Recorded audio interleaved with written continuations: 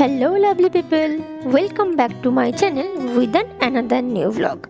আজ আমি তোমাদের সাথে শেয়ার করব রিশানের মুখে ভাতের কিছু মুহূর্ত।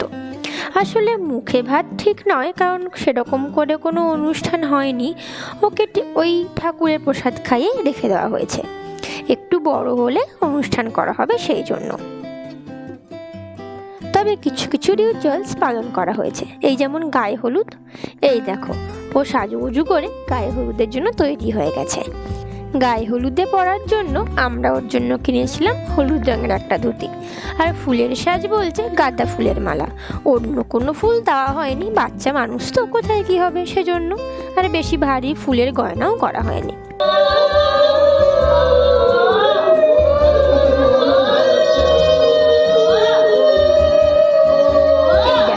প্রথমে আমরা হলুদ কুটে তারপরে সেই হলুদ ওর গায়ে মাখানো হলো।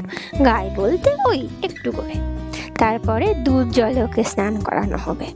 দুধের মধ্যে আবার ফুলের পাপড়িও দিয়েছিলাম আমরা।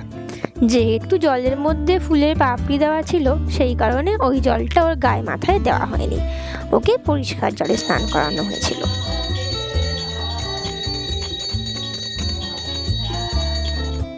নেক্সট পার্ট নিয়ে আসছি খুব শিগগির, ততক্ষণ সবাই আমার সঙ্গে থেকো।